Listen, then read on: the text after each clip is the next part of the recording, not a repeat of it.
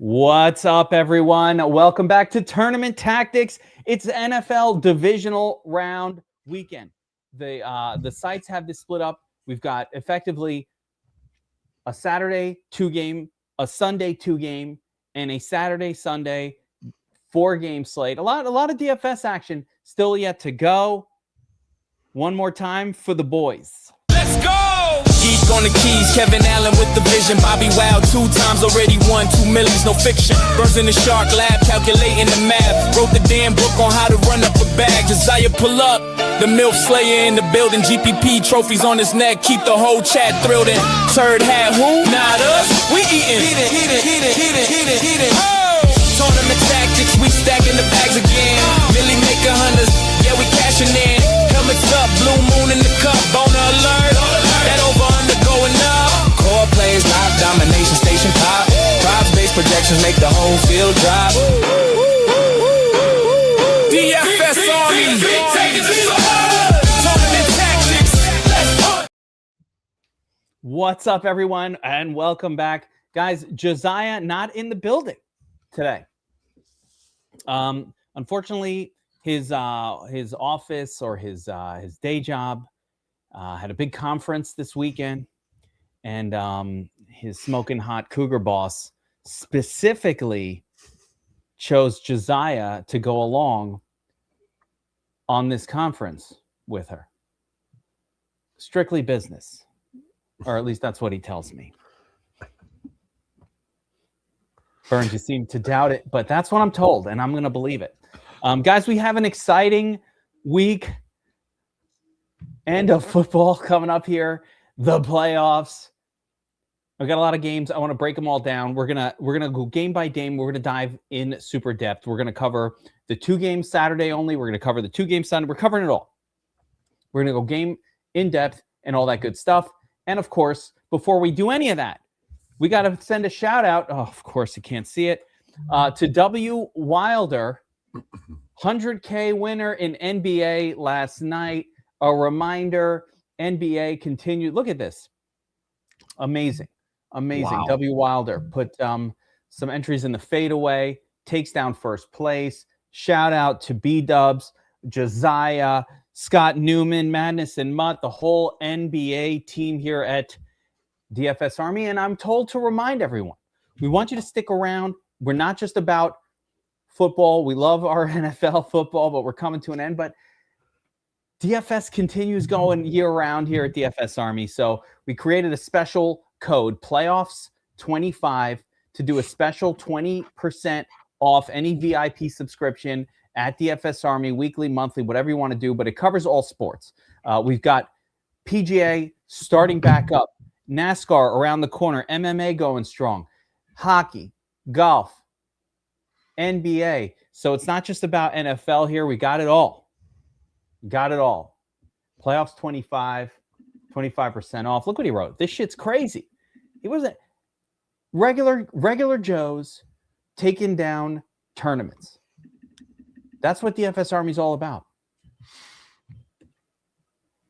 That's beautiful. I love the double wow too. That's just the cherry on top. It's right. Wow. I mean, how many times? It's such a great thing that we do. What I love is the chat. I love that we have a group, because as much as people whinge, everybody whinges with gambling.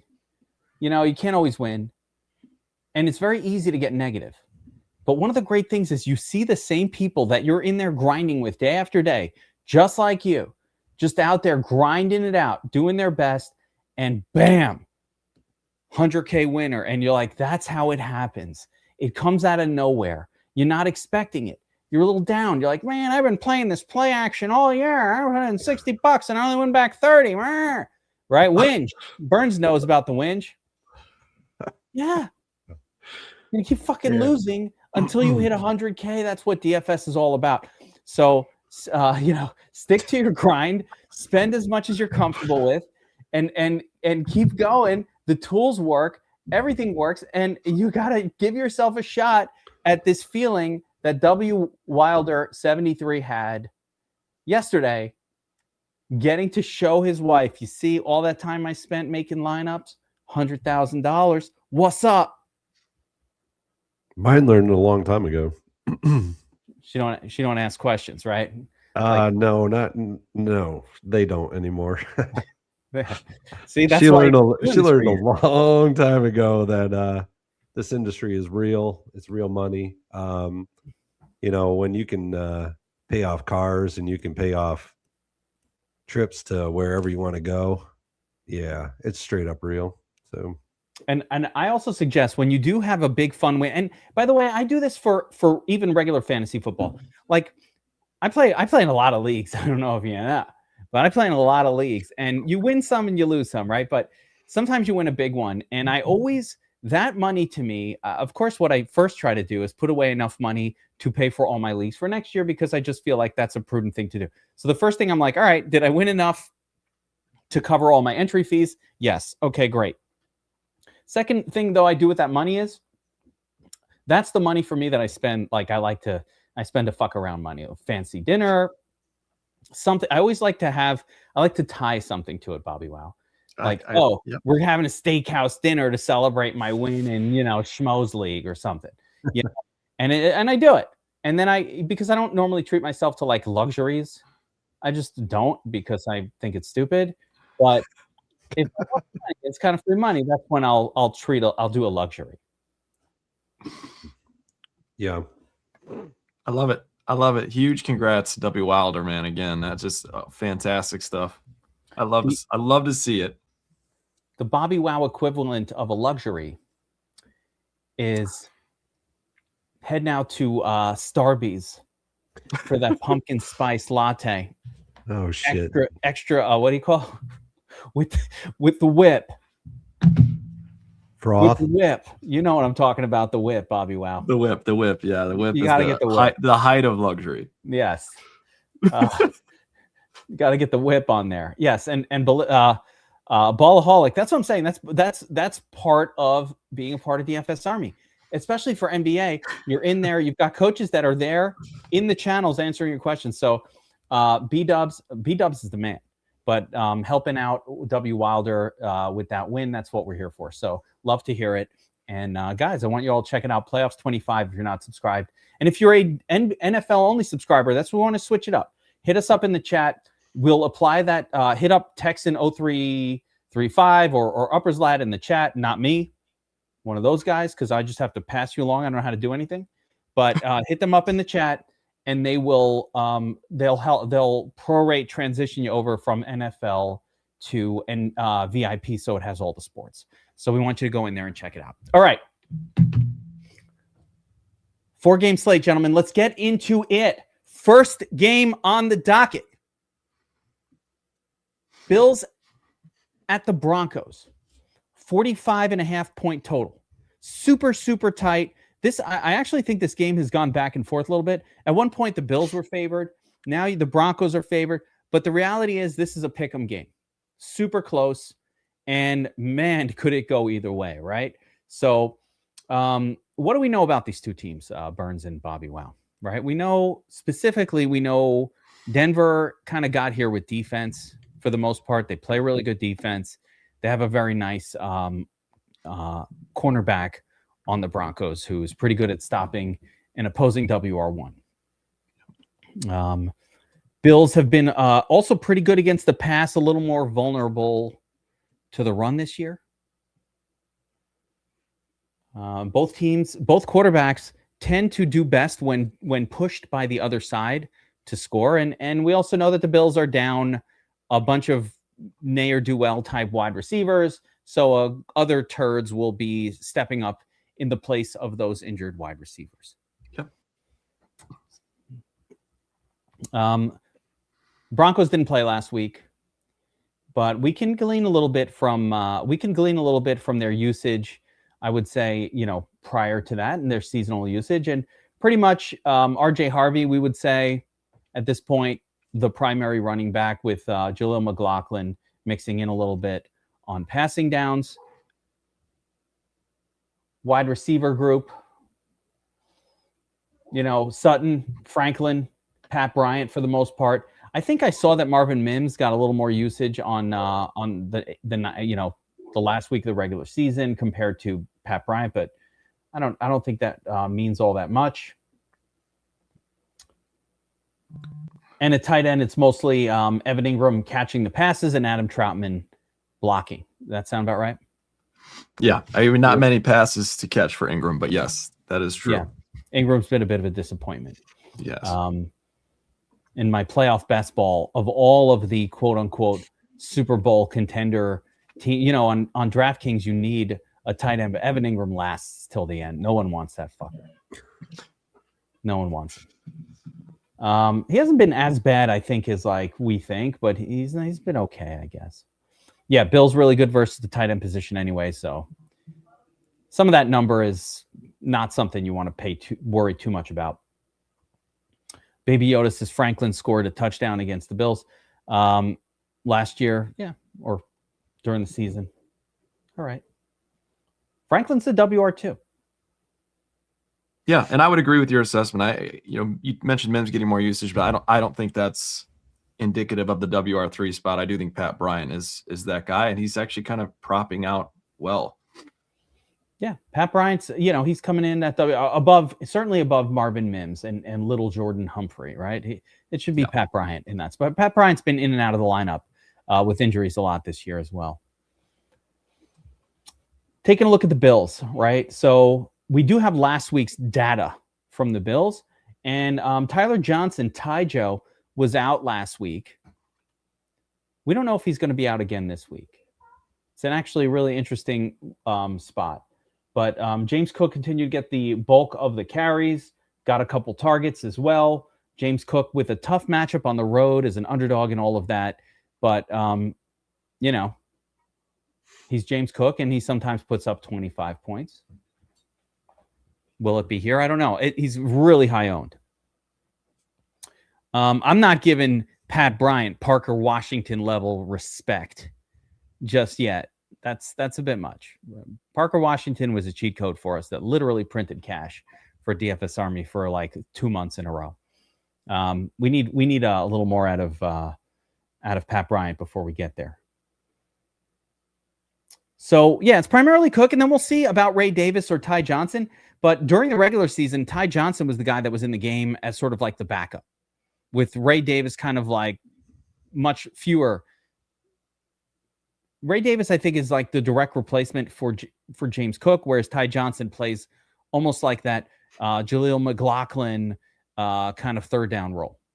Yeah, and I do think he's trending in the right direction. It sounds like Ty Joe is going to suit up for this game, which does make him a little intriguing as kind of like an MME punt type of play. Yeah, and you had mentioned this in one of our chats, and here Jelly Skim is mentioning it as well, but there's a possibility with so few wide receivers healthy for the Bills that they want to roll out Ty Joe a little bit more than usual in that role of maybe like a pass catcher, maybe like a slot wide receiver. He doesn't really play the slot though. I mean, I don't know. Yeah. Taking a look at the rest of what's going on for the Bills right now. Interesting to see. This is what I find this fascinating. Kincaid and Dawson Knox kind of just splitting snaps at this point. What is going on there? It's not double tight ends. I think they'll play some double tight end this week. They have Jackson Hawes as the blocking tight end right now, with Knox kind of doing a little bit of blocking too, but also running routes. It seems like Allen to the tight end has been the theme of this year. He doesn't really throw to wide receivers. Well, yeah, except for last week, Khalil Shakir was the only guy he threw to. I mean, it was crazy. So I would not be shocked to see K-Shaq not that high with a 35% target share, but he is truly becoming the only healthy guy in that wide receiver room. So K-Shaq, I think we're going to continue to see him kind of dominate the target share here. Khalil Shakir literally scored the lowest possible score that a human being can score while simultaneously catching 14 balls. So nothing changed about Khalil Shakir. And just understand that if we don't think he's going to catch 14, he is, once again, I would call that not the best of chalk. I don't think that, just like last week, it was like, yeah, all right. What if he only got 9 catches? He would have scored like a 12. You know what I mean? He's catching balls 2 yards. Yeah, the A dot was like 2. All right. So he's just right there. I don't know why. Khalil Shakir, great cash. He's going to get a bunch of targets, but he'll need a touchdown. He'll need a touchdown here. His 20-point performance last week doesn't care about A dot. I'll say that right now. No, but he needed all of the 14 receptions to get there. Now, kind of like the counterpoint here is, will he see some Surtain coverage, and if so, how much? Because that also makes a difference and plays a role in this. Burns, will he see Surtain coverage, and if so, how much? Surtain doesn't go down in the slot very much, but I'll check it out. Yeah.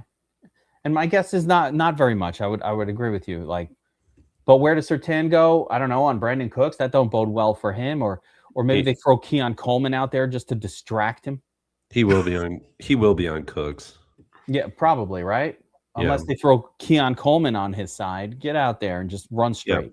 They won't put Surtain on Coleman.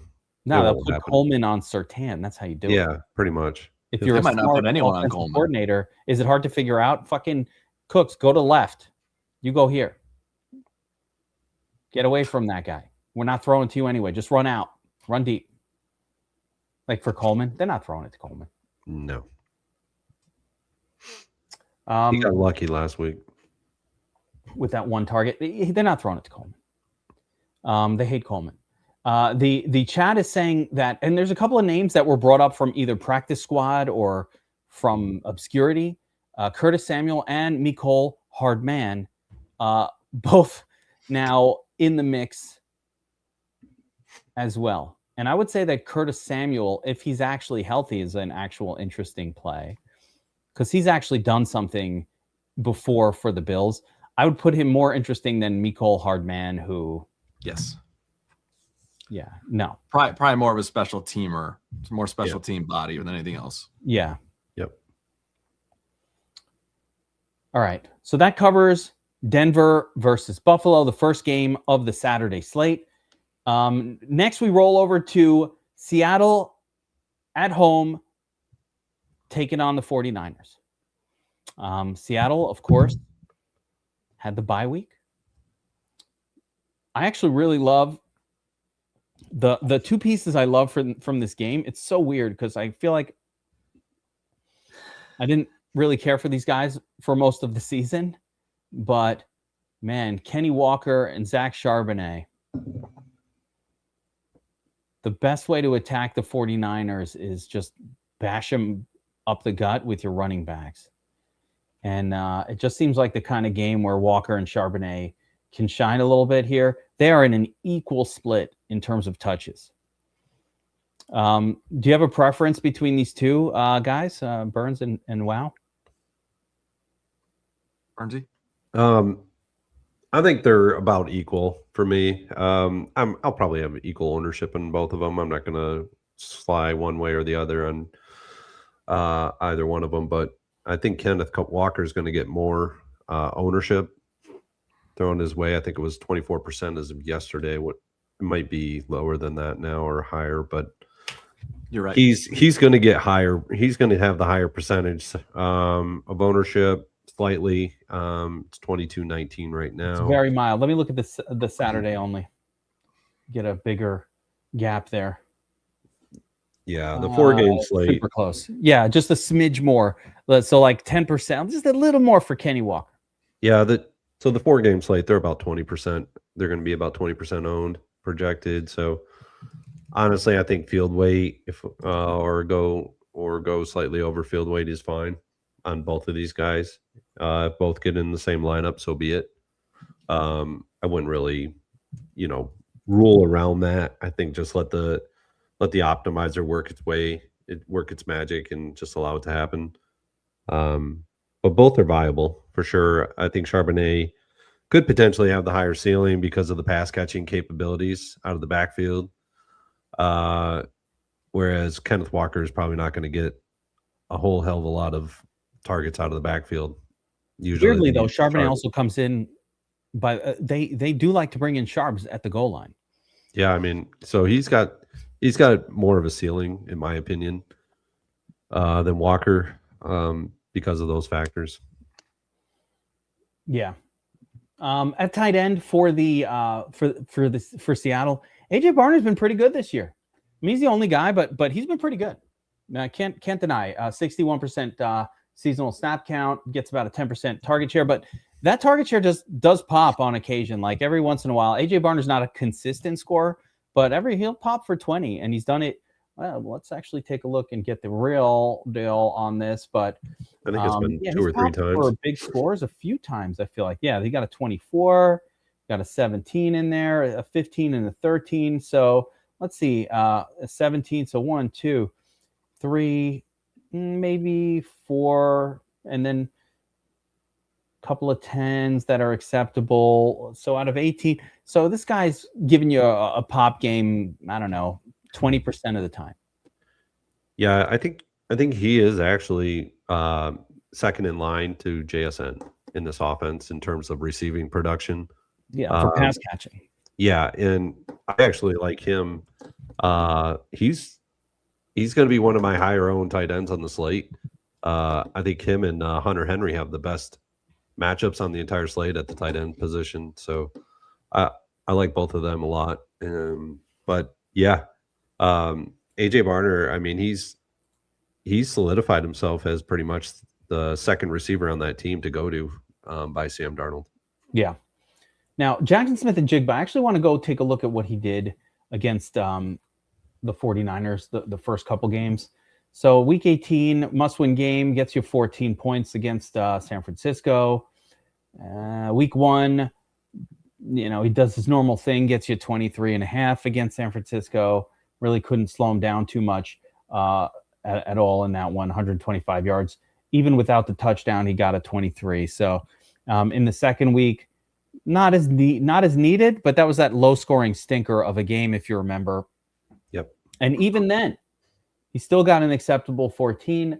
JSN's probably, JSN. So when you look at the slate in terms of 2 days, Jackson Smith and Jigba, Puka, and Christian McCaffrey are those 3 expensive players that you feel really like, I really want these guys in my lineup. Can't afford all 3. So a lot of times you're making a decision between on the 4-game slate, you're going to be deciding, do I want JSN, Puka, and CMC? Can't have them all. Which one are you willing to give up? Is it Puka? Is it CMC? Is it JSN? So I guess we'll see. But he's absolutely one of the studs of the 2-game slate, of the 4-game. In the 2-game slate, he's like almost, this guy's going to be 90% owned. Just lock him in. If he's 90% owned, just lock him in. Just play him. He's had an incredible season this year.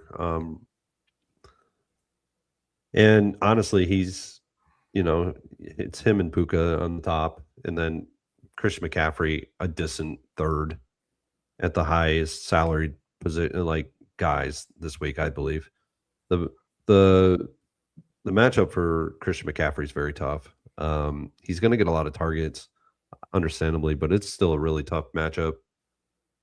They really buckled down on him in week 17 or 18.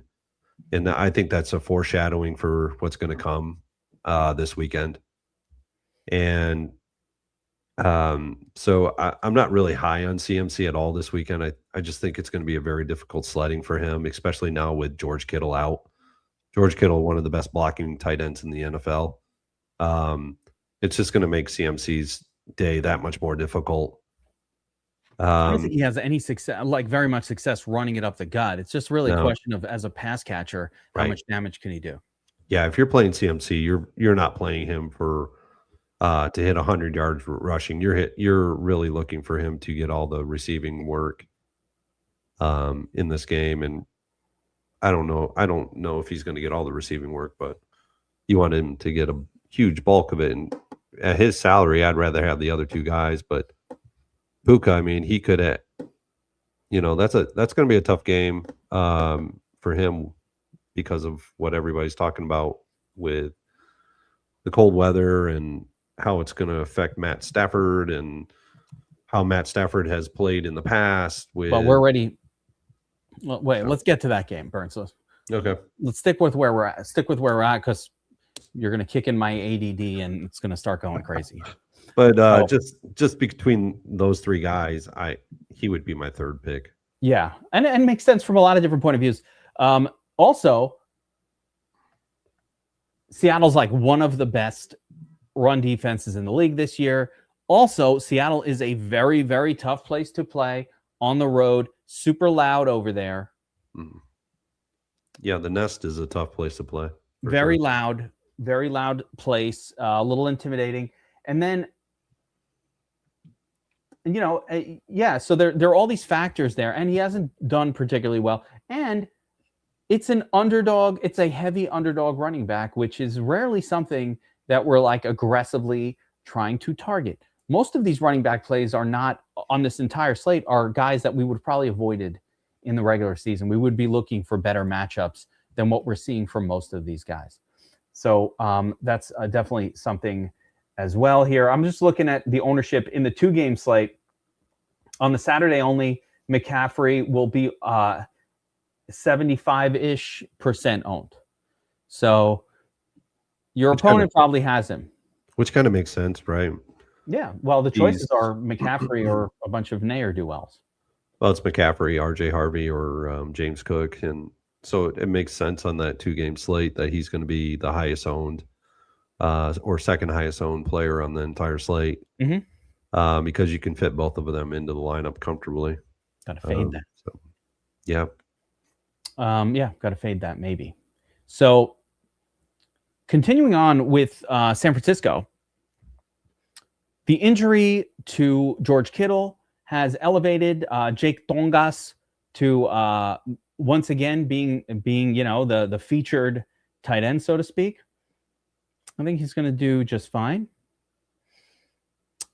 Yeah, he's going to do just fine within that role. And then you have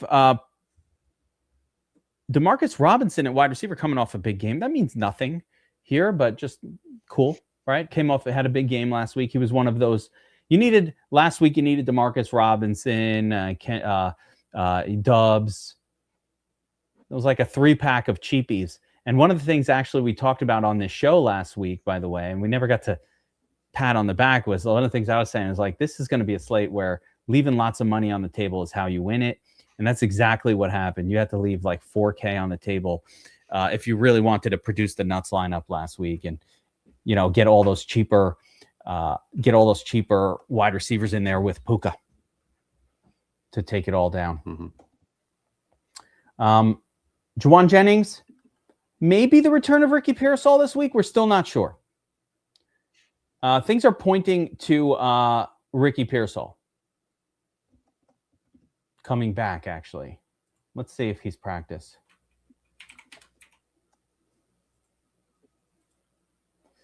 Inactive. Why that's been able to practice, limited, optimistic. I don't trust him one bit, by the way, guys. No. He keeps coming back and going back out. That tells me I'm not trusting it. Yeah, it's tough to trust. So I guess but if he is out, it just when he was out, Demarcus Robinson became a good play. Yeah.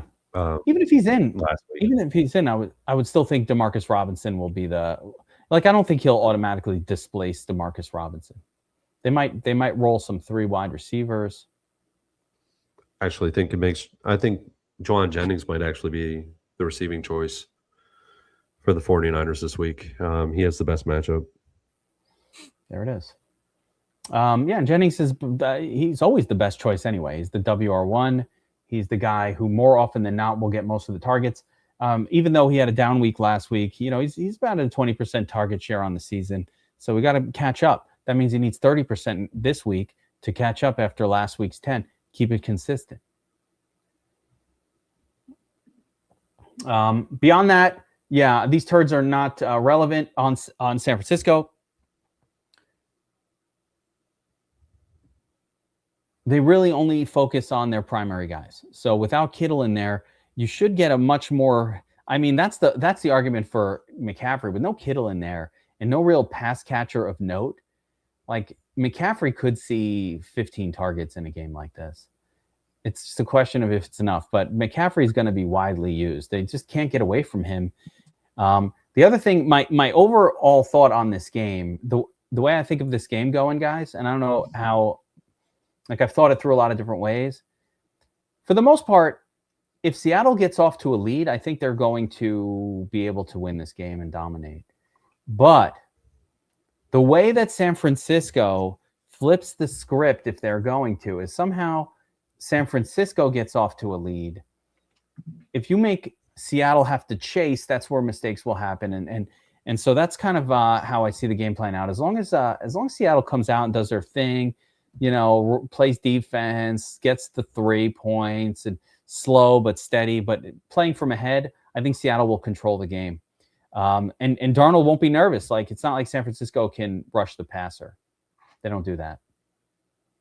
I don't have anybody to put pressure on Darnold. So the pressure on Darnold, it would have to come from being behind, and that's a different kind of pressure that would also mess him up. But I think as long as Seattle plays kind of like gets off to a good start, I think they'll be able to do what they did in Week 18, which is control the game.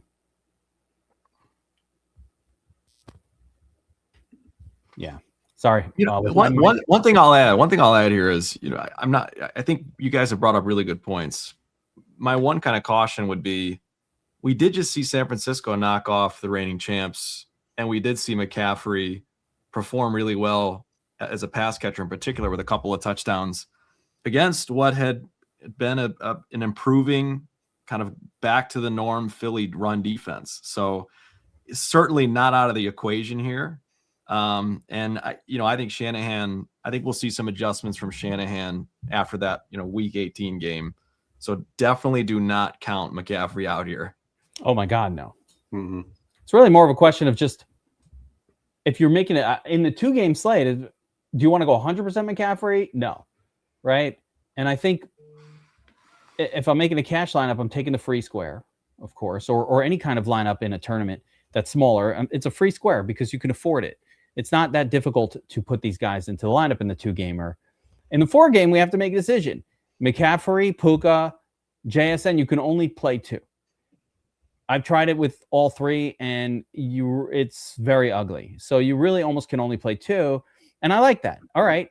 So now 60, 80, 50, 65%. It's just about what allocation we want to give to these guys. But yeah, it's still Christian McCaffrey, and he's still probably going to be targeted 10 times in this game or more. Yep. And then one other thing too, before I forget about Pearsall, people in the chat rightly mentioned that he talked about kind of landing on his knee. He also talked at length about like the fact that this is a lingering injury and that it's really impacted his explosiveness. That is not something that you want to see from a wide receiver who's questionable, coming into this game. Yeah, to me, I think D-Rob gives them the better chance to win. So even if Pearsall is healthy, don't forget about Demarcus Robinson, who you'll probably be able to get at relatively low ownership if Pearsall plays. I'm still going to favor Demarcus Robinson after what he did last week. Got a Michael Wilson style breakout coming. Yep. Yeah, why not? I like the 28-year-old breakout wide receiver. I'm about it. Let's go. But yes, I agree. Jennings, the top dog there for sure. He is a stud. Burns, does I know the Seattle secondary is just generally elite. Do they have a brand name cornerback? Give me a second. I'll pull it up. We had here. Yeah, they got Reek Woolen. He's their top dude. He's on.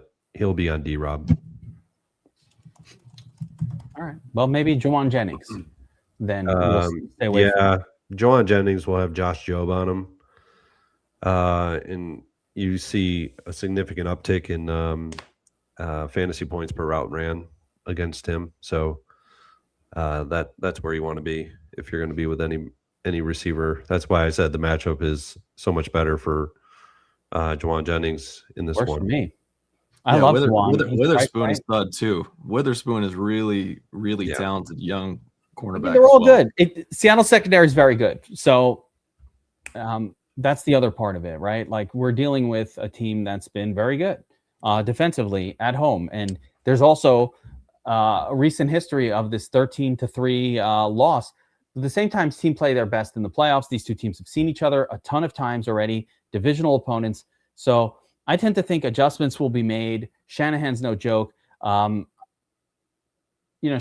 is probably in the elite tier of both experience-wise and just coaching skills-wise. I would say the best, or in the super elite tier of head coaches.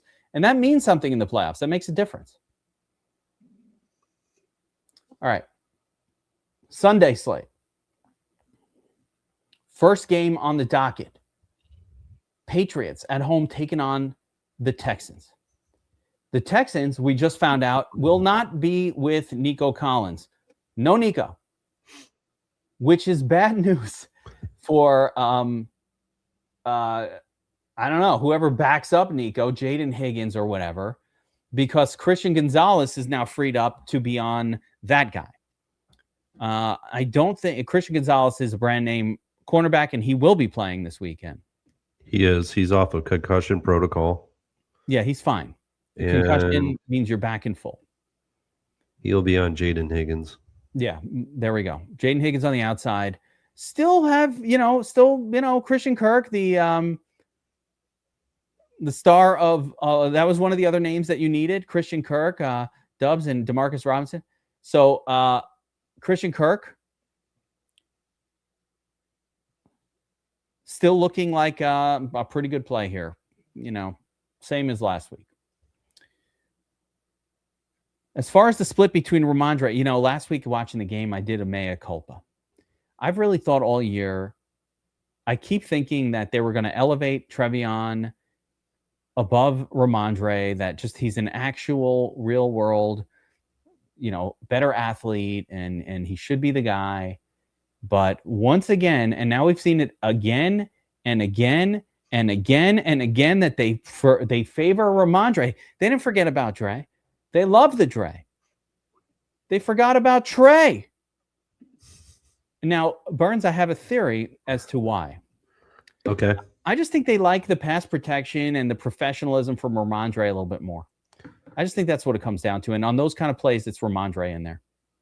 Yeah, I think you're 100% right. Ramondre is the better back for blocking purposes, especially against in their matchup last week against the Chargers. The Chargers actually had a pretty good defense, so he needed to be in there a lot more to protect Drake May. So same situation with the Texans.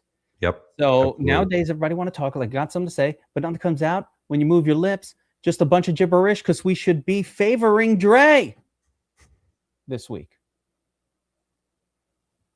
That was a long way to say that, but I got it out. Took me a long time. You got to favor Ramondre here. I hate to say it. It's like I haven't been on this all year. I've been wrong about it, but I'm not going to say, hey, we don't have time to pivot. It's too late. Ramondre. That being said, still not a good matchup. Tight end position, Hunter Henry getting it done. We know what Hunter, and we know what the Patriots do. Zero target. Actually, Hooper did get a target last week. So there you go, a target or two. But it's Hunter Henry. And by the way, just because the favored spot is Dre, Trevion Henderson still deserves exposure, just less. And then ownership leverage rather than this is an actual real life good play. And the prop projection shows it too. The props have caught up and finally now favor Ramondre. So Hunter Henry, very busy tight end, very active, great. And at wide receiver, I was actually really curious to see this part of it. Last week, I mean, my goodness, they're just mixing everybody in. Okay, Diggs in there, fine. Booty in there, 50%. But then Kyle Williams, Demario Douglas, and Efton Chisholm the third all got. I think Chisholm got a touchdown. Like, did he get a touchdown last week? Like something crazy happened. That name was called out. I was like, who the fuck is that guy? I think he was on special teams. Something happened there. But Efton Chisholm, Demario Douglas getting some work. Kyle Williams getting some work. Kyle Williams, by the way. You don't catch a lot of passes, but when he does catch one, it could be a touchdown. Like that. They're using Kyle Williams as the go run as far as you can, as fast as you can, and maybe we'll throw it to you. That's his role. He's go out, deep ball, catch it, touchdown. BobbyWow, a classic showdown turd that wins you the whole thing. That's the Patriots. Tough to trust them, tough to get excited about them in a tough matchup. I think all of the offensive players for the Patriots against the Texans, they're unsexy. But at least they're at home. Shifting gears now. Isn't it interesting? So it was a blowout win for the Texans last week. It just turned into a blowout second half. But for the most part, Woody Marks is operating as the primary running back. And Nick Chubb, now they had Nick Chubb rather than Jawar or whatever working in. I don't know if Jawar got hurt in that game. Did he get hurt? Yes. No, he was out. He was ruled out. But so he didn't play. Oh, he just didn't play. Okay, that's what happened. Yeah, I remember something about that. Yeah, that's right. So but Jawar it doesn't didn't like play. he's going to suit up this week, so that makes things a little interesting. He is suiting up? It looks like he's on the right track here. He practiced yesterday. My guess is he is going to play. JAWH, I think. There it is. News doesn't have an injury. Okay, so Jawar Jordan will play, and now realistically, BobbyWow, we don't need to play with those guys. They're turds. They're extreme turds. Yeah, I think the one thing I'll say is this: if you're playing the 2-gamer, you're going to have to make an ugly decision at running back, and it could be any one of Ramondre, Travion, Woody Marks. I do think if Jawar Jordan plays, the one thing he brings that no one else does in this Texans team is some dynamic pass catching ability out of the backfield. That's kind of what the team was missing last week. And for whatever reason, they don't like throwing to Woody Marks. I don't know. At this point, you have to assume there's a reason for it. But Jawar Jordan, the last 2 games he played has 7 targets. So just kind of like keep that tabled in the back of your mind. If you're playing MME 150 lineups, he could be worth a couple silly for the millie darts. I think that's fair. That's definitely fair, especially in a 2-game slate. That's how you win the 2-game slate. Just get weird. I like that. That's fair. Wide receiver is crazy for the Texans with Collins out. I would expect Christian Kirk to kind of continue to be the primary guy. They bring in Jaden Higgins and Jalen Noel, but also, actually, I think Xavier Hutchinson is probably the main guy, the main WR3. So, all of Hutchinson, Kirk, and Higgins are the primaries, and mixing in a little Jalen Noel. Whoa, Braxton Berrios is on this team. Did you know that? Former Jet, great. That's Alex Earl's ex-boyfriend. Jeez. Who the heck is that? Oh, I know him from that, not from his football thing. Isn't that Alex Earl's boyfriend? Not the least bit surprised that you have a link in that way. She stepped up. She moved up in quality. I think she's going after Brady now or something. Gotta level up, even on Instagram. Insta models. Oh, gosh. There's levels to this game, BobbyWow. You don't even know. I don't. There's levels. Yeah, so I don't know. We already said kind of Jaden Higgins probably going to get the Christian Gonzalez treatment, which should open things up for Christian Kirk. Again, are you surprised? I'm surprised that Kirk only had a 50% snap count last week with all that damage he did.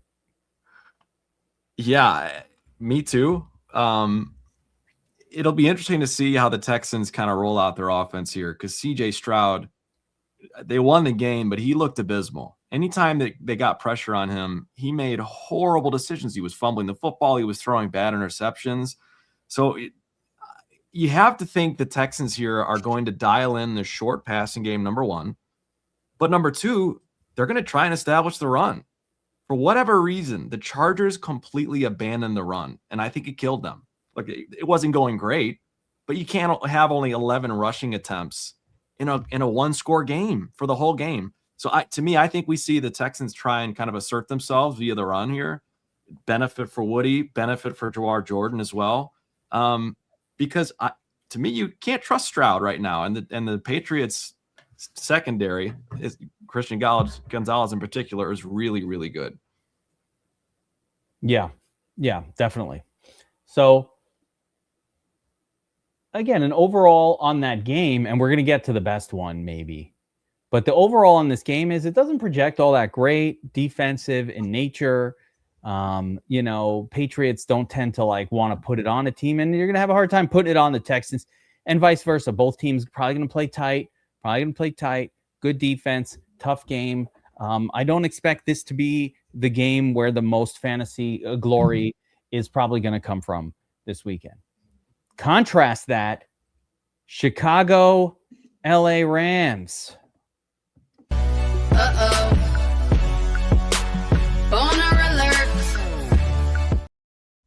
Oh, yeah. It's the big one. You know what? The only downside to this game right now, so it's at 48.5, the total. Super close game. Rams, I love a road favorite in this spot. And BobbyWow, I'll say it again, and I say it all the time. When the home team is the underdog, they're more likely to make it competitive. They're probably likely to win. They got a chance of winning the game, but they're more likely to make it competitive. And when the road team is the Rams, the favorite team, they're likely to keep it competitive, which means these type of games are the ones that seem to pop for the most fantasy production, the most fantasy points. This is, to me, the clear, sexy game of the weekend, with one caveat, that it is absurdly cold in Chicago this weekend. Wind conditions. Yeah. Not as bad as you might think, though. This is being I talked about it last week, too.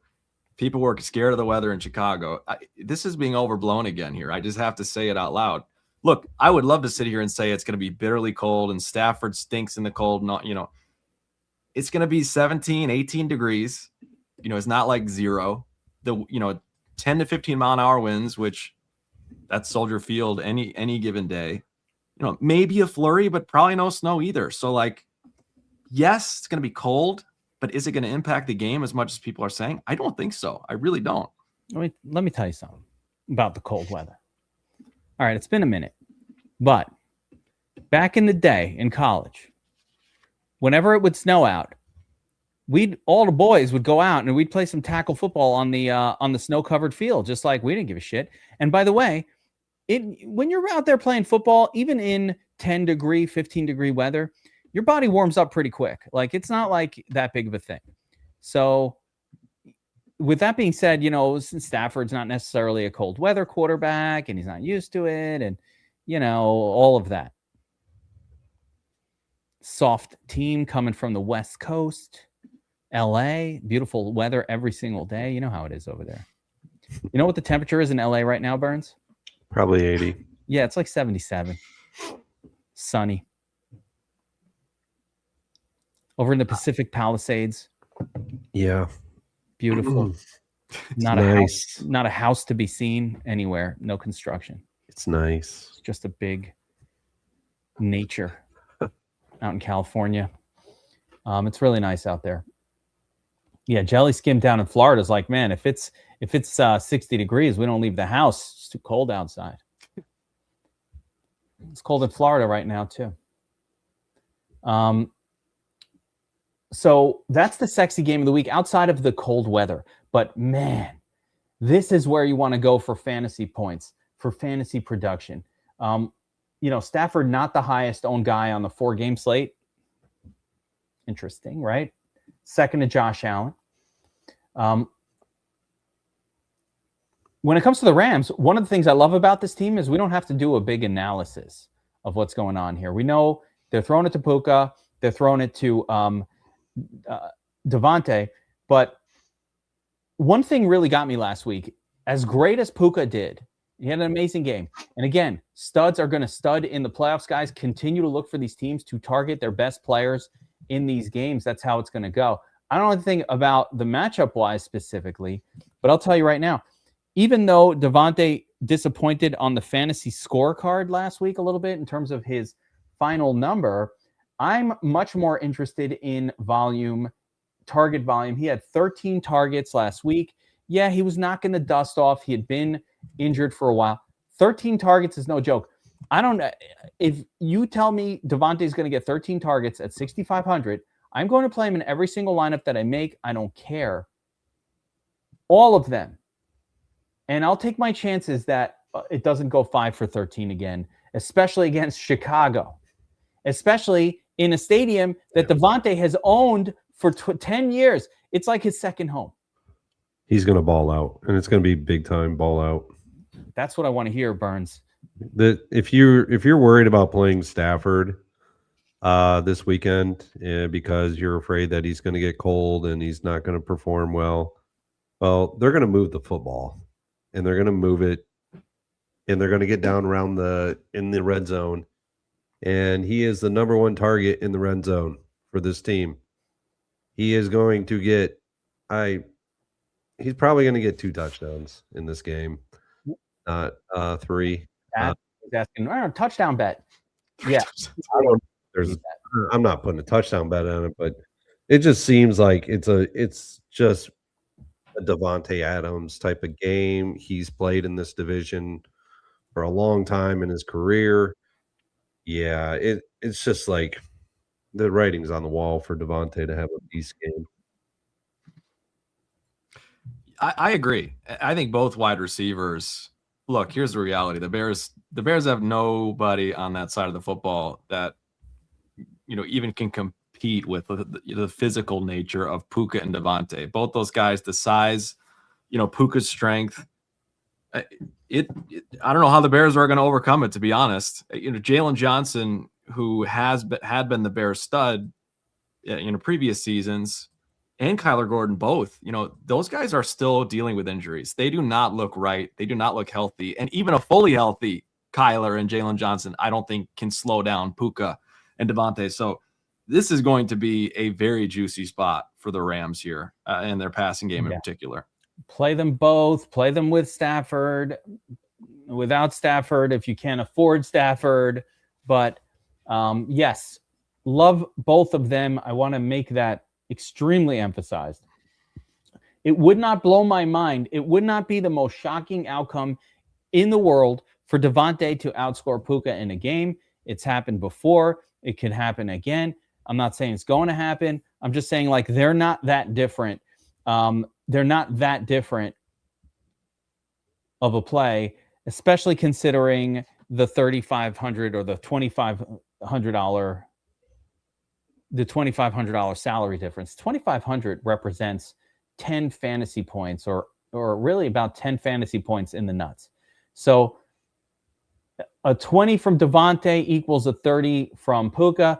And I think those are really reasonable outcomes this week. As a matter of fact, would it shock you if Devontae got a 21 and Puka got a 26 and Puka wasn't in the nuts, but Devontae was? It could happen. It can happen. Yeah, plus Devontae already came out and he already said, the cold. Yeah, I played in the cold. I was with Green Bay for years, so it's not going to bother me. He owns the cold. Are we worried about if we're worried about Devontae Adams, who played in Green Bay in the cold? No, we're not worried about that. Play both. Play both guys.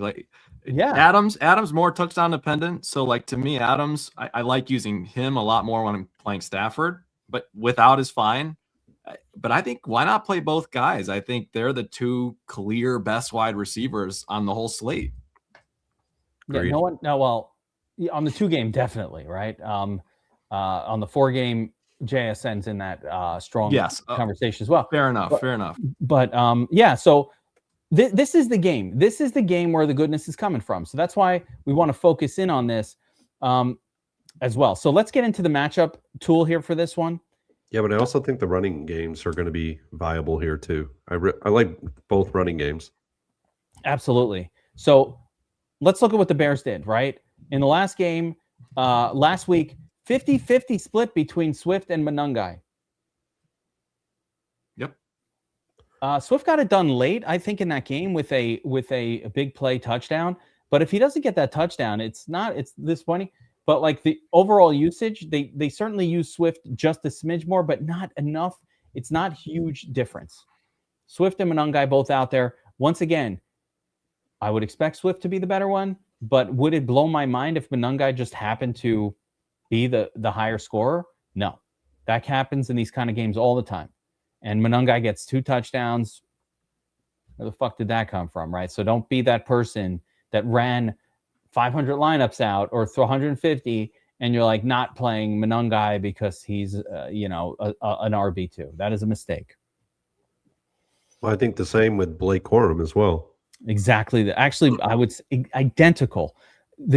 I think Blake Corum is even more evenly used than Monangai. Like when we look at that one, that's going to be like 50-50. Yeah. Well, not last week. Actually, they did favor Kyren last week in terms of snaps, but the usage almost identical.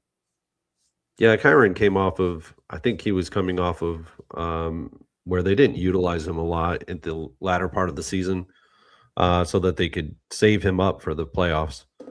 That did come out somewhere. Can't remember exactly where. I'm not sure I buy it. I haven't seen that big of a difference between Corum and Kyren when they're both on the fields. They alter. Yeah, there it is. Klinma 420 got it. Like, yeah, it was basically the same. Basically the same. So the tight end position is really interesting for the Rams. And this is the thing I was most curious to look at because you saw Parkinson and Higbee kind of had the same number of targets last week. It does look like they're rolling a little bit more Parkinson in terms of snaps. He got 75% of the work. Higbee only 50% last week. So, yeah, Parkinson a slight favor in terms of how many snaps he's on the field, but equal number of targets for both guys last week. Well, I moved on to I don't know why I jumped to Rams when I didn't finish with the Bears. So we're going to jump back to the Bears in a second. But obviously at wide receiver, it's all Puka and Devontae. The third guy, look at that. Xavier Smith on the field more than Hakuna Kanata Mumpfield last week. Where did that come from? He's been the dynamic guy, but look, let's not go crazy here. He didn't get a single target. So this Rams team, we know how they run. They like to have double tight ends out there. Puka and Devontae are the guys. So I don't know that it matters which of those turds are out there. Yeah, these guys are showdown turds, like or 2-game slate turds at best. But it is noteworthy. I just find it fascinating. We would have thought it would have been Mumpfield, but no, Xavier Smith out there. A few more. Maybe he blocks better. I don't know why that would be. Interesting. Guys, shifting gears to the Bears offense here. We already talked about Swift and Monangai and how that split is really down the middle. Colston Loveland, I mean, come on. What a game. I tried to tell you last week, and people laugh because I talked about the Brady Gronk thing, that comment. Obviously, Caleb and Colston have a long way to go before they get in that conversation. But again, Brady mentioned it. The way that Loveland adjusts his routes, the way that the two are in sync, it reminds him of the way they played. That is a big deal. And we saw it play out again last week when it mattered most. Yep. Loveland is the guy here. And he's getting, I'll throw this at you both right now. And I want to, everybody refocus your brain for a second. Okay. You're drafting for your fantasy football team next year. You're in a draft. Okay. Trey McBride goes. Brock Bowers goes. You need a tight end. Who's the third man up? Is it Loveland? Are you taking Loveland 3 overall? You're looking at George Kittle. We won't see George Kittle maybe ever. But if we see him, it's going to be a 2027 thing, not 2026. Don't. Yeah. Sorry, I love George Kittle. He's one of my favorite actual guys. Sorry, man, he's gone for next year. Mm-hmm. Who's the third man up? We have Fannin Jr. Is it him? Warren looked pretty good, or is it Loveland? Is there someone else that I'm forgetting? Is there another name that I just forgot? Right? Are you taking Loveland number 3 overall, guys? Gunnar? We're not taking Gunnar 3. No. Yeah, I mean Laporte and Hawkinson are underwhelmed to a major degree this season. We're not taking Hawkinson. Fuck Kelsey that guy. probably Laporta, retiring. Laporta got injured, so he can't really use him as an example. But yeah, I mean, I I don't get mind what you're Laporta or Dalton Kincaid. I'll take those guys late. Jake I'll Ferguson late. But yeah, I think Loveland. I think it is him, number 3. That's But Hawkinson, to the point of Hawkinson, he's tied to a terrible quarterback. It really degraded his ability to do anything. Tyler Warren, yeah, I mean, he's probably the 4th one off the board. Kraft, maybe? That's what I'm saying. Like, there's some names there, but I would make an argument based on the way he's finishing the season. Yeah, and Kraft is a good name to throw out there. So Tongas, maybe Tongas will get up to number 3. No, he won't. Kraft was really good for a while this year. Yeah, but Pitts, is it Kyle Pitts? No. None of those guys compare to what we've seen from Loveland the second half of the season. They don't even compare volume wise. Not even close. All of those other names are. I'm going to wait till I don't care. That's my point. The difference between Kraft and Warren, those guys are all the same. Ferguson, that's the same guy. I'll wait until I can. I'll take one 3 rounds later, and I'll take whichever one's still there. But as far as a premium, I want to click this button guy. That's why I mentioned McBride and Bowers. Although one could argue maybe even Bowers, but no, I'm still not doing that. But like, that's where you don't mind clicking that name in round 3. And sorry for such a long fantasy football sidebar, but once you adjust your mind to the fact that, okay, Loveland is now not just another guy. He's not just like, let's play Warren this week because we're stacking him with Danny Jones, but rather Loveland seems to be functioning as a standalone, high volume, top receiving weapon for his team in the same way that Bowers and McBride do. Then you start to accept paying $5,500 for him on the slate and understanding that's probably something you want to do. I double mention it because it's not like he's like that high owned. Look, Barner, Tongas, all equal. Wow, that's actually that's surprising to me. Yeah, there's no like heavy ownership on Loveland here. It's not like some chalk donkey play. Let's see on Sunday only. I mean, even on Sunday, only 38%.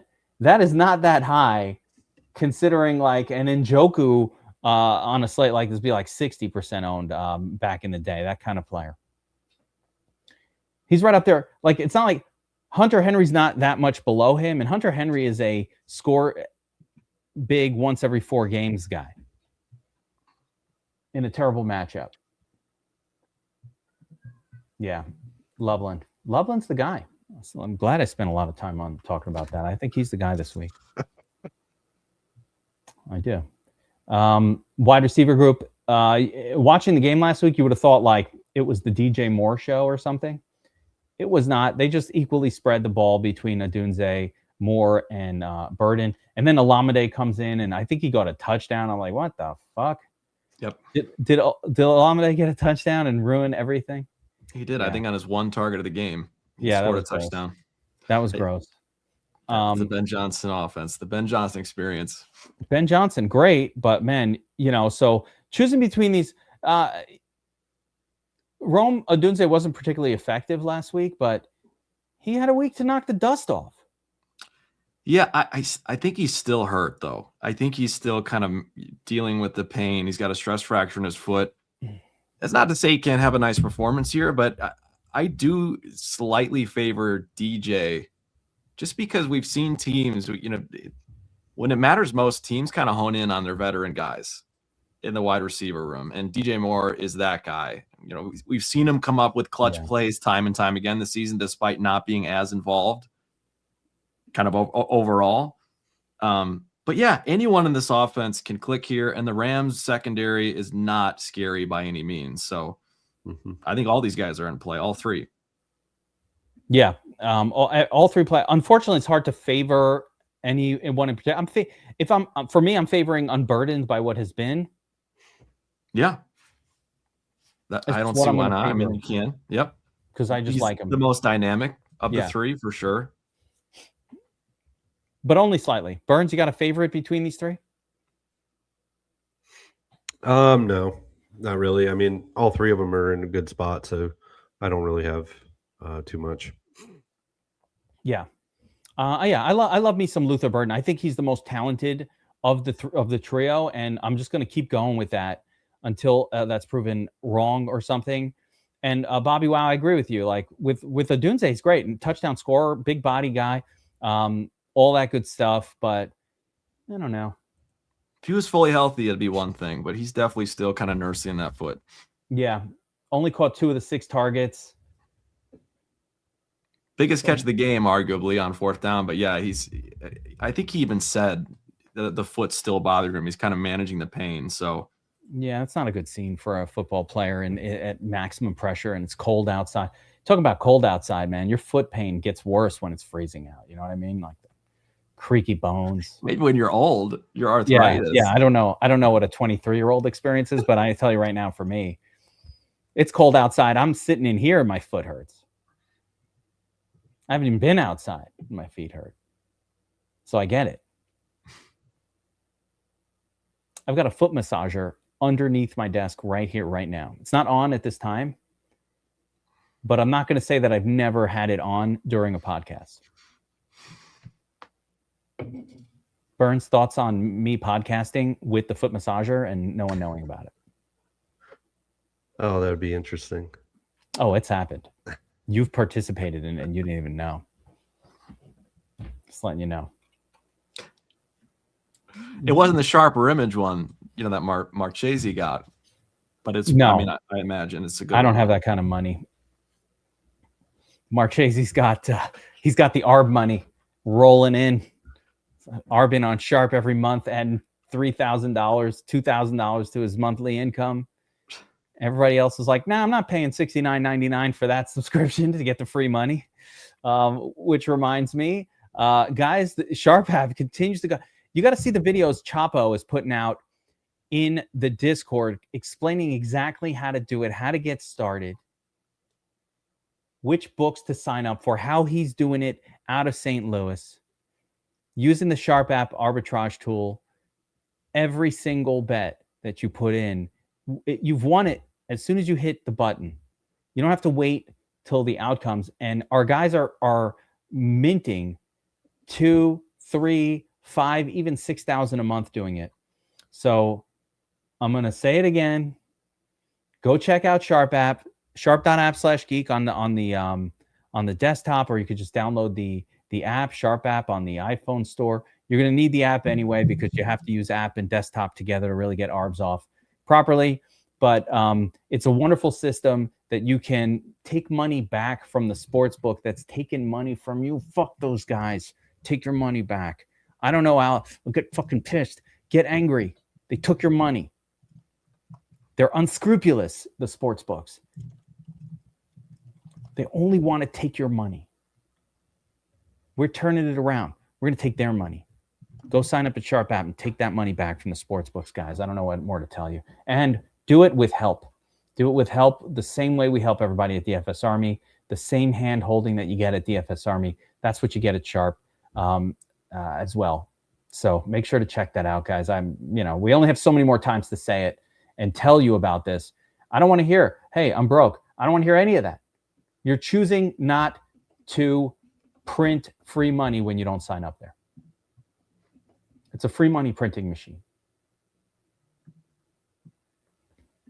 No reason not to do it while you're watching the game. And that way you tell your wife, I'm working. Why are you watching the game? I'm working. Bobby, wow, you know how that is. Wife wants you to go pick some food up, come hang out, spend time with the family. Nope, I'm working. Watching the game. No comment. You're young still. When you get a little older, you'll know. All right. Let's start to talk about these slates, gentlemen. 2-game, 4-game, everything. So we talk about a lot of these games. Let's look at these from the perspective of the full 4-game main slate. Right? So I've started making lineups for this. Burns, 4-game slate. You have to put your balls on the table for 3 quarterbacks only. There's only 3 of us here. You're going to have to eliminate every other one. Which 3 are you working with? Well, considering that, that Buffalo game's a pretty good game. The Chicago game's a very good game. So probably going to stick with those, definitely. Definitely going to have guys in those. Bo Nix he has upside this week. Like Josh Allen too in that same game. And then, the Chicago game, I mean, it's an interesting game where, if you really want to fall into the trap of the cold weather, then by all means. But Caleb, it makes perfect sense in that game too, as well as Stafford. And then on the San Francisco game, Seattle, on the Seattle side, seems like an injury just, is popping up with Sam Darnold. So could it take you off of him? Sure. But he plays. I think he still is going to be all right. He's the lowest salaried guy pretty much. I mean, at 5,300.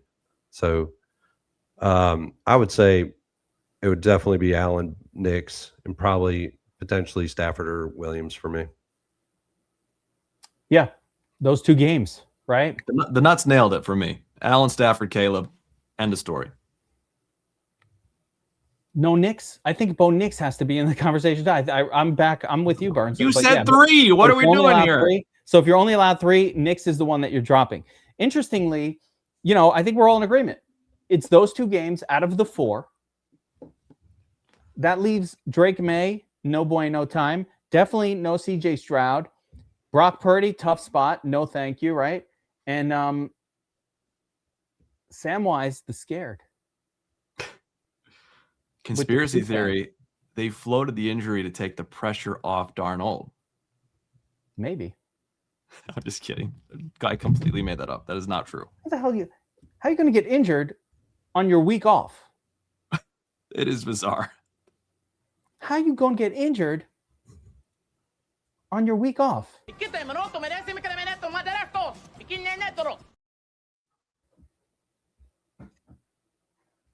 It's a line from Friday. How are you going to get fired on your day off? It's how the whole premise of the movie begins. Yes. All right. So, I agree there. Josh Allen. So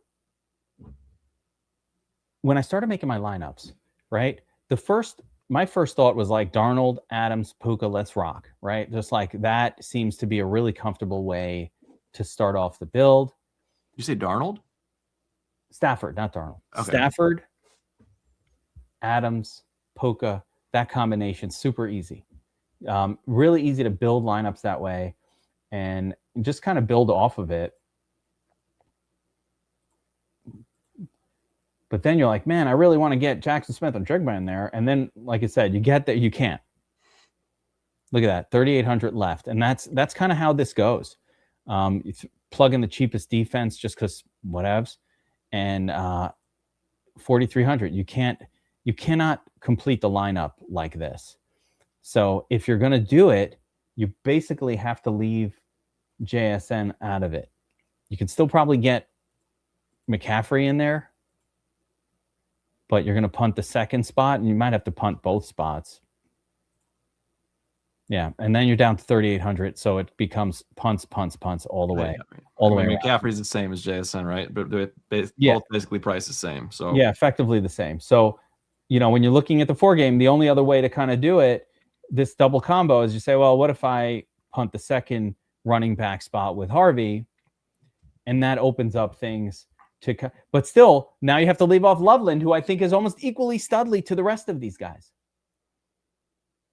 Get Loveland in there. Or your double tight end with like Higbee. I like Higbee a little bit this weekend, you guys. What's the reason for Higbee as opposed to Parkinson or something else? I think Parkinson's fine. He caught a touchdown last week. He's going to be on the field too, but Higbee's kind of like the diamond in the rough to me. He's still kind of, to me, him and Stafford have that connection when he's healthy.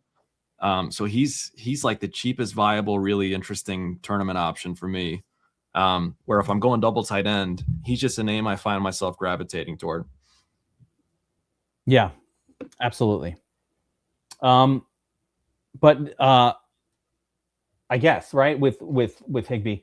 Higbee's right there, though. When it comes to double tight end, I think double tight end will be a thing here. Yeah, Higbee's fine, but also, I mean, Tongas and yeah, there's a lot of good tight ends here. You got Tongues and AJ Barner's right there. And I really do like trying to squeeze Loveland in there, though. Well, I'm saying is you can't get Tongas here. You can't get the other. You can get Higbee here, though. That's what I'm saying. Yeah. If I was doing an actual lineup around this game, you bring it back with Burden and Loveland and 4K left for the final spot. And now you could choose whatever the hell you want to do with this final. I could run this approach and then switch 4 different names into the slot. Pat Bryant, fine. Brandon Cooks, fine. Parkinson, great. Higgins, doesn't even matter. So really interesting way to build.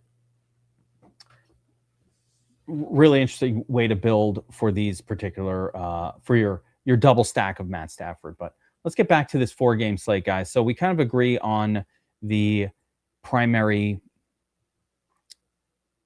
quarterbacks to build around, and we could break this back down. If it's the 2-game slate for Sunday, hey, targeting the Rams game, leaving the other one alone. If it's the 2-game slate for Saturday, even easier. You got Josh Allen there, and we need a second piece. So that's where I'm looking at Bo Nix in this one. And we can maybe could we comfortably kind of ignore Darnold and Purdy? Could we just ignore the pair and just say, hey, I think the better action is going to come from the Denver game, and that's what I'm doing? Not as much on the 2-gamer for me.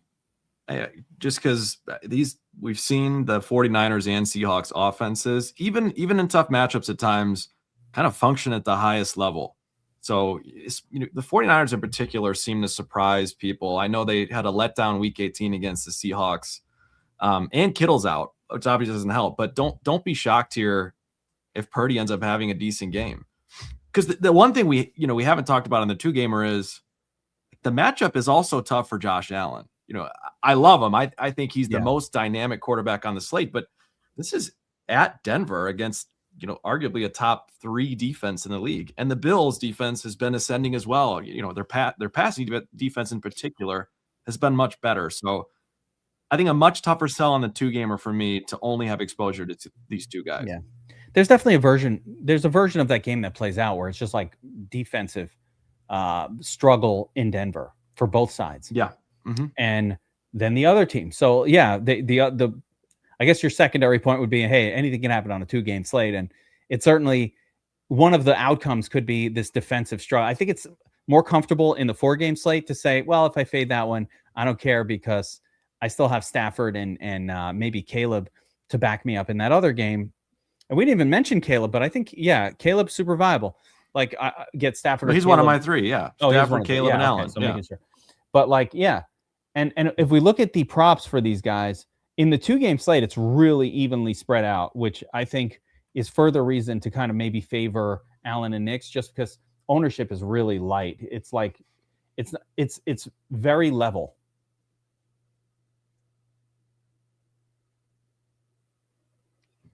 Right? Yeah. I just feel like the spot to take a stand on the 2-gamer here isn't the quarterback position. There's other spots, I think, better spots to take a stand. But again, that doesn't mean you don't take a stand at QB. If you have a lean, you have a lean here. Yeah. Darnold the Q tag, but hey, the weakest defense on this entire slate is probably San Francisco. Yes. So they're the shittiest defense. Now, I happen to think that the best way to attack them is with the running backs, but what if it's not? What if it's that random Sam Darnold explosion game as well? So, You never really know in a 2-game playoffs, but the weakest defense, no doubt, is the 49ers. So let's see here. It's tough to make a sample lineup on a 2-game, so I don't even like doing it. Yeah, I don't think you have to. I don't really even like doing it, so I'm not going to. Yeah, it's just stupid. I don't attack that slate that way. Anything can happen. I like looking at the 4-gamer a little bit more, but let's we're still on the 2-game slate. I feel like we talked through a lot of these wide receivers, but yeah, let's do this from a 4-game slate perspective. I'm not enjoying looking at it that way. And then you could surmise down to the 2-game from the 4-game. I think that's the better way to kind of deliver content for this. All right, gentlemen, 4-game slate. So once again, I mean, we all picked 3 or 4 quarterbacks that we kind of like a little bit above the rest and this and that. You're not really seeing that in ownership's projections right now. They're all kind of level. Allen, Stafford, Darnold. Darnold right up there with anybody else. Drake May weirdly up there with everybody else in a very tough spot. That's the shocking one to me. Yeah. So, Darnold and Drake May being the same ownership as Stafford and Caleb, and I don't know. I think that's wrong. I think there's leverage to be had. Yep, and that's part of why I think makes a lot more sense to get leverage at QB in the 4-gamer than does the 2-gamer. Yeah. Agreed. Not much there on the 2-gamer, but we can leverage this and just fade some of the spots that shouldn't really hit. Like Drake May, this should not hit. It could hit, but it shouldn't. Darnold, Q-tag, that could hit, but like how many games have Darnold had a big fantasy? Fantasy big scores from him have been rare. 45-point total, 48, 45, and they're all kind of close. Running back group, main slate. Looks like RJ Harvey's getting second billing, which makes sense. He has the same prop projection as James Cook for a full 1,100 less. So I get that.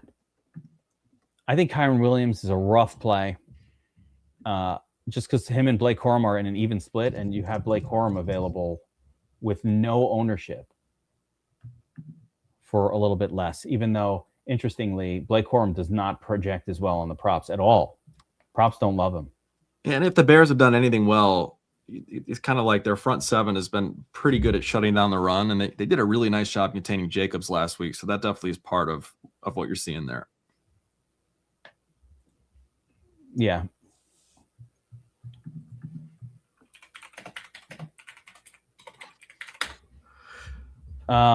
So look at the secondary guys here. This is what I was like. So Kyron, 12-point prop. Corum, only 7. Then I'm looking at Swift at 11.5 versus Monungai at 8.1. I feel like you bet those overs on those props, by the way.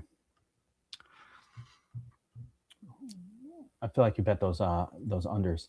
And then this one's really interesting. Look at how the mighty have fallen. Trevion Henderson now 7.3 to Ramondre's 11.5. So it's like the world woke up last week. What I saw is now being reflected very aggressively in the props here. Yeah, we saw kind of a similar story with the props last week where Trevion's raw projection was much higher than his props projection. And, props projection prevailed there. Indeed. Yeah. I mean, Trevion just isn't getting the run, No. The coaches just don't trust him enough to give him the run. I don't know. It's Ramondre's backfield. Yeah. I mean, it comes down to what we said at the beginning. Ramondre, forgot about Dre, is the better pass protector, and they want him in the game. So if you had to choose, interestingly, I would say for the 4-game slate, McCaffrey's not that highly owned at 43%. I think that's acceptable and correct in terms of like what it should be for him on this one, because there are stud wide receivers. I love Christian McCaffrey. I like him every single week. He's awesome. I think he's going to score well on Saturday or Sunday, whichever day. 49. I think he's going to score well. I need to emphasize that. So it's really just a question of, is he going to outscore Puka? Is he going to outscore, the other guy? Is he going to outscore the stud wide receivers? And also, is he going to massively outscore the cheaper running backs, the RJ Harveys of the world, the Charbonnets and Kenny Walkers of the world? So I will tell you guys this. My first pairing, when I did this, I tried to put the stud wide receiver. I got Puka and JSN in there. And the way I did it was I played Harvey with Charbonnet. I don't really favor Charbonnet necessarily over Kenny Walker. They're the same thing to me, but that's kind of how that was my first build. What do you guys think? I like it. I like it. What I will say is at 40%, I think it's much more reckless and dangerous to completely fade McCaffrey or be way underweight than it would be if he was like 70 or 80%. To me, this is more of a match the field on CMC type of slate, because really is not as high owned as I would have expected. Absolutely. Yeah, I agree. I think it's the matchup that's driving down that ownership with him. Yeah. With Seattle's top defense against the run, it's driving down that ownership, but the way he's going to get there is through the pass anyway. So, and you have to understand, with Kittle gone, it actually is more likely that they're going to throw it a million times to McCaffrey. Like, they have no one else to throw to. Like, the game plan this week has to be throw it to CMC all day. Like, that is the game plan for this week. So, this could be 14 targets. So I do not want this to come down as if we're saying anything like that. I love Christian McCaffrey. I like him this week. I think he's fine. I think he's fine on the road. It doesn't matter. But if you play him, which is fine, love McCaffrey, but you have to give up one of these other pieces. And in this, in a combo type lineup, you just can't do it. Like, there's salary constraints. And you can see here, Stafford with McCaffrey, cheap running back, Puka Adams, but cheap wide receiver, can't afford Loveland, even with the cheapest defense in there. Can't afford it. Got to do different, right? So this does not work. I'd have to come off of Loveland and play two tight ends, or I'd have to go down and play one of these $3,500 wide receivers that kind of like don't feel that great to play. You feel like, oh, I'm taking a big risk here with this guy.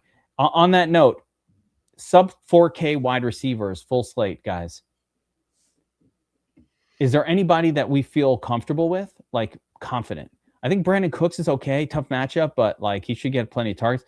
What about below that level? Who do we feel like can get us more than a 0? Like, I'd say one guy I'll throw out is Cooper Kupp. Yeah, I think, again, Kupp has not been significantly involved by any means. It's not expecting a ceiling, massive production game out of him, but he's a guy that could definitely score 9 or 10 points here against a really, weak 49ers defense. So he's definitely someone you can look at.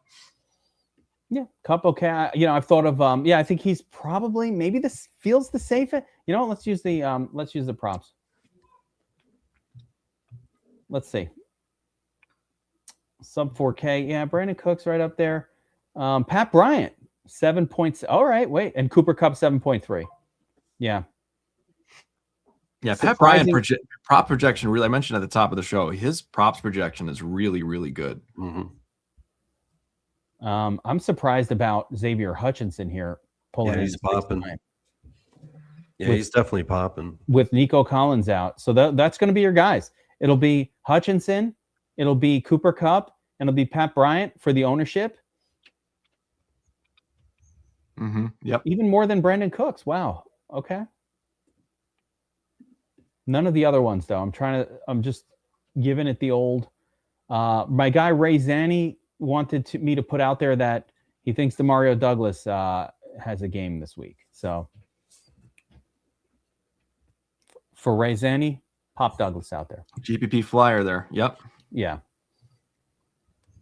Braxton Berrios? No. Gosh, no. For Alex? Stick it to Alex Earl. Fuck you. You don't know what you're missing. You know what I'd do if I was Braxton Berrios? I'd find Alex Earl's sister, start dating her. Revenge narrative. No. You guys are not into the Instagram gossip at all. No, I'm a little out of the I got to get Zaddy back on here for that. You two got nothing. Ain't got nothing on that.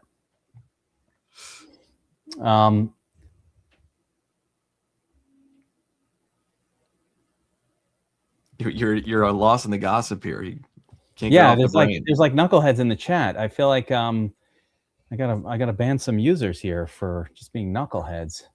I don't what the hell was going on there, but whatever. Who knows? That means you made it.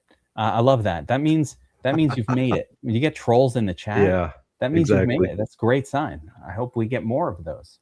Thank you for your watching. I hope they're still watching, even if we can't see their comments. I think we nailed it, though. I think, guys, Kupp, Hutchinson, as far as guys below that 4K range, and Pat Bryant all in play here. And obviously, don't forget about Christian Kirk at 4,100 as well, who's propping out far and away the best value of any of them. It's really Christian Kirk with the injury to that's really play. I was trying to get to a lineup where I could play Colston Loveland again. I was trying. It's the same person, by the way. Literally is a person who makes like 100 lineups or 100 accounts and just keeps popping on. I've seen this before on these things. They always have little numbers at the end of their name. Don't even give them the satisfaction. Yeah, just you can tell. Really keep on rolling here. You can tell. But yeah, Christian Kirk 4,100. Now we're back to double tight end. So as much as I want to play Loveland, you can see here. This is what I was getting at before. Adams, Loveland, these are guys that the way their salaries come up, they're in this weird intermediate spot. And you can't really play them unless you are willing to give up something else significant. And that makes the slate really interesting from a handcrafted perspective. Like, so yeah, I want to play Stafford, sure, or Josh Allen or something like that. But there is some motivation here to say, well, can I get there with Bo Nix, save a little bit, and then I can maybe, get that double stud combination with McCaffrey, Puka, and Adams. I can do it now. I can do it now because, yeah, at 4K, now I can get to the two mid-level, like a mid-level tight end, and then, yeah, finish it off with, whatever other play we want to do here, something like that. Or I still can't get to Colston Loveland, though. And that, to me, is kind of why, I talked about Devontae Adams being touchdown reliant and being more, playable standalone is fine, but more of a with Stafford guy. Like, I think Adams is, maybe the odd man out here in some of these lineups, or vice versa, or Kupp. The more I look at it, the less sure I am that both those guys are going to end up in the optimal. I almost kind of like having more exposure, stud exposure, across, spread out, where you've got, a JSN and then an Adams, and then you squeeze McCaffrey in with some value plays. That seems to be how it's coming together more and more for me as I dive deeper in. Let's see what Deeza spits out for a primary props-based lineup for the main slate. You ready? This is based on the props. Oof. That was surprising. Okay, double tight end with Tongus and AJ Barner. Whoa. Drake May at quarterback, which I don't love. I don't love that either. McCaffrey, Harvey, I get that. Puka, and it's always going to give you Khalil Shakir. Khalil is, he's going to project extremely well as value. Christian Kirk, which I like. And then double tight end and Rams defense. You don't need Rams defense, but double tight end and Rams defense. That's how it did. You can't use Terrence Ferguson, brother. You cannot use Turd Ferg. He's not going to play. I'd love to, but he's not going to. You'd have to almost go with like that other dude who's the cheap guy. Let's see what the second lineup is. Bo Nix. All right, this one I like a little better. Basically the same thing, but with Bo Nix and Dalton Schultz. And Texans defense. Texans pay up for defense. What are you, crazy? And then the third one, Drake May. All right. There it is. There it is. There it is. Double tight end in almost every lineup that the Dom station is going to produce. Yep. That I agree with. Yeah. So it's going to be did you run it with oh, no, you know what? I didn't do that. You're right. So wait a second. Fucking A. Brutus. And let's go tournament mode as well. I guess you're going optimal. That doesn't matter, but allowing player versus defense does matter. I think it was forcing that one defense, that more expensive one, for that reason. Let's see if it changed. Not really. Yeah, it changed up to Seahawks defense. Barner, Tongs. Rest pretty much looks the same. You can actually, in that same lineup. So I guess what this means is Drake May right now, that's why. Drake May has a higher, look at his projection relative to everybody else. Are you surprised that Drake May's prop projection is really high? I'm extremely surprised. Yeah. Yeah, me too. Well, Burns, what do you think? I actually wrote him up because he could pop at home. I don't know. I'm not high on it one bit, but if you're MMEing and you have a little bit of exposure there to him, that could possibly be the way to go with him. He's not a guy that I would have in single entries or cash by any stretch. But Drake May, if you have slight exposure to him, I think he'll be fine. But that's the only reason why I have him in my pool this week, is just to have exposure is all. Yeah, it's interesting because, the Patriots team faced a lot of weak defenses throughout the season. And then they got, a decent test against the Chargers last week. And the Chargers, kept May in check pretty well. I think that the Texans are as good, if not better, on defense, which is, and obviously that combined with the youth of Drake May and an experience is. Yeah, I mean, he could be faded. Trust me, a full fade. Like, you don't have him in your lineup one bit, and you'd be fine, But, and he's kind of higher owned. I mean, his ownership is a little bit higher than others, and it just, for his matchup, I don't know if I agree with that ownership. So coming off of him is probably more viable than staying on him for sure. I mean, he's the second. He's right up there. There's no difference between his ownership and Stafford or anybody else. And I it's weird to me. The prop projection is so high against a Texans team without Collins, to where Texans are less likely to be super competitive or drive the score up, forcing May to respond. And that the Patriots are gonna, if they can get ahead and just coast to a win, that's what they're going to try to do. They're not going to. What we saw at the end of the Chicago game last week is what makes fantasy scores amazing, right? Late game, back and forth, score, touchdown, touchdown, touchdown, lead, swings, fast scoring. That's what we're looking for. It just seems unlikely in this game for that to happen. We might not see it at all. It might just not happen this weekend, which that's kind of where Drake May probably has a solid floor because he's awesome, right? And he's a great quarterback, and he probably has that solid floor. So I think that's more what it is. Maybe the upside ceiling is a little bit lower, but maybe that floor is right there for Drake May. You can't ignore the props. These are bet numbers. These are real. Yeah. And the fact that he's propping out that well, as really, I mean, he's at 19. Caleb is 200 less at 17.5. Bo Nix is, 500 less at 17.6. These are really close. Like, this is significantly more for a very similar price on his projection. That's wild. Think about that. Yeah, you can ignore whatever you want, guys.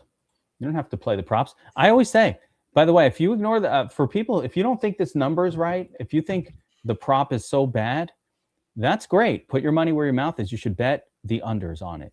They are available to be bet. So everything, these are derived from the player prop. So bet some unders. Bet an under yardage. Bet an under touchdowns. Bet unders.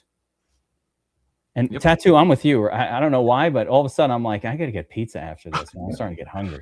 A little sausage pizza. A little sausage on the pates. I like it. Yeah, I think we've covered everything, guys. I think we've covered everything. I want to go back and, again, shout out to W. Wilder and 100K winner. I didn't even shout out. I shouted out some of the big winners from last weekend on the early show and on the first look show, but we had a bunch of big takedowns. Wild card weekend. I want to see that happening again here. Divisional round weekend, more ass kicking, more tournament takedowns, more helmets up. So make sure to check it out. If you're not a member and you want to check out DFS Army Playoffs 25, it's a plural, it's on the screen, 20% off VIP. Access to the Dom station, to the cheat sheets, Burns, wow, but also NBA, PGA, hockey goons. We got hockey goons running around. Got tattoos all over them. DFS Army tattoos, no teeth, missing teeth in the front, at least one or two. I bet DFS up north is missing a tooth or two, and we don't even know about it. We never talked about that with DFS up north. There's no way he's got a full set. No way.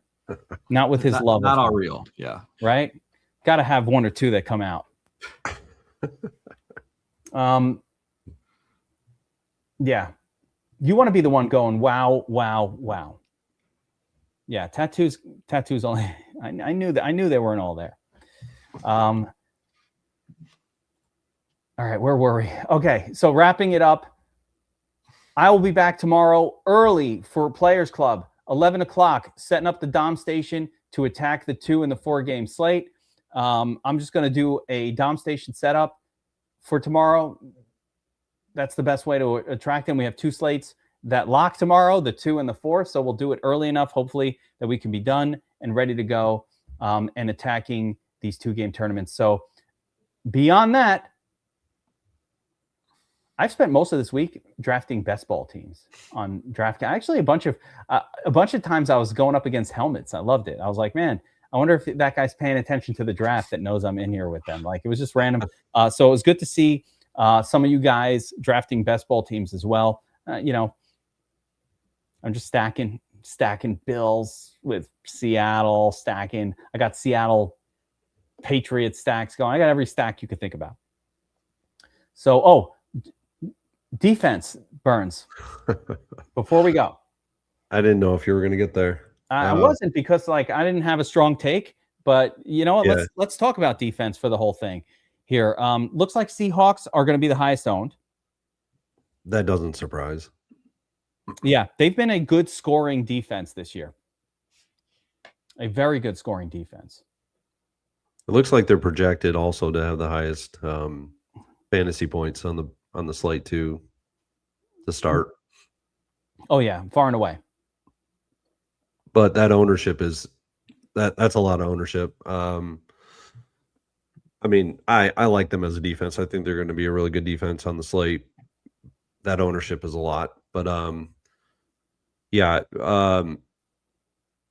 have a good amount of interest in the Broncos at 2,800. I think that's a viable defense under the 3Ks salary range. So at 2,800, you're getting a pretty good defense where they're normally at the 34, 35, 3,600 on the main slate.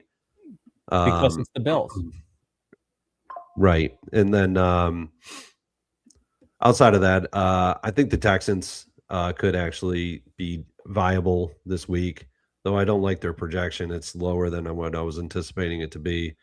But they're viable at the upper range, but equally viable as the Patriots in this one as well. CJ Stroud on the road just doesn't do it. He did last week. Obviously, he was okay. He got the win. A lot of things happened in that game where the game got out of control.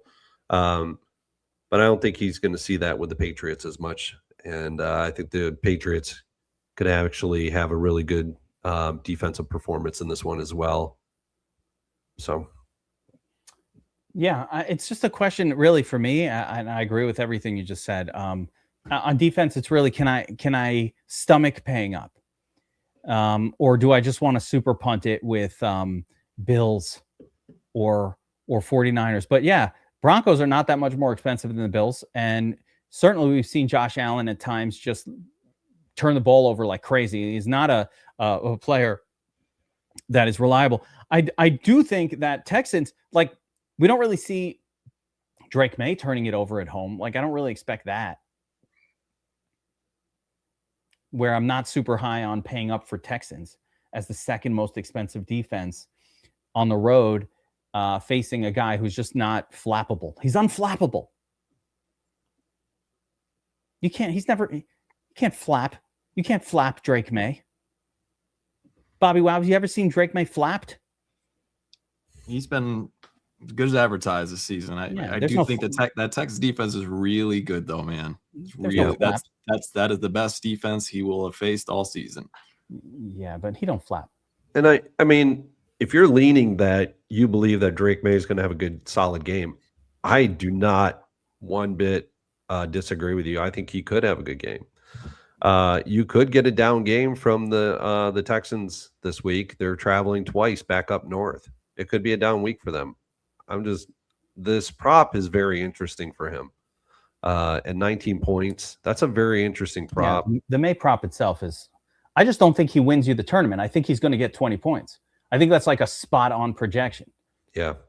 Yep. No, if it was 16, I'd be thinking differently, but I think he's fine to have like a percentage of ownership that you feel comfortable with in your player pool, having him in there. For me, it would probably be 5% or less. So, yeah.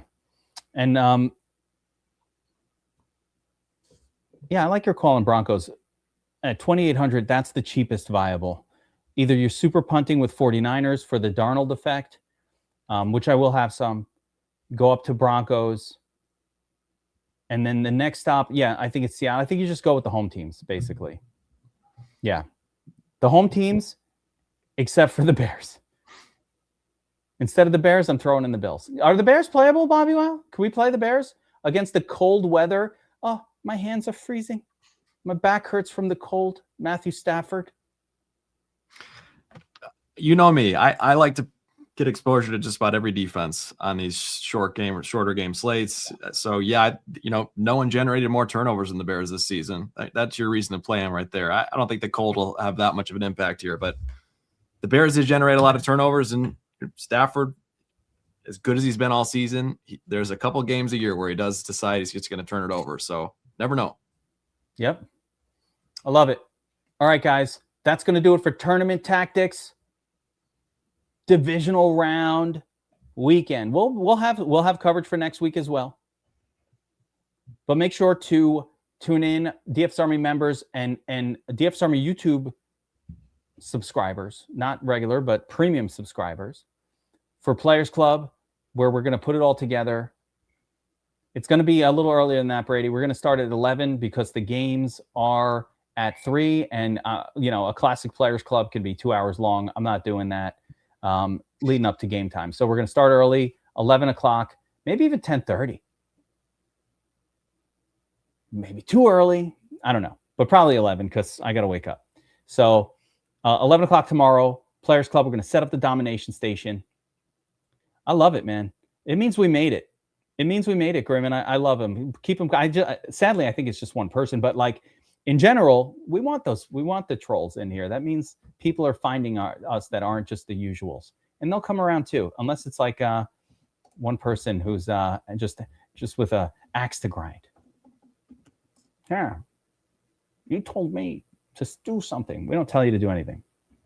All right, that'll do it for this one, guys. Good luck this weekend. Helmets up. Let's kick some ass. Playoffs 25, 20% off VIP. We'll see you guys in the Discord. Take care, everybody.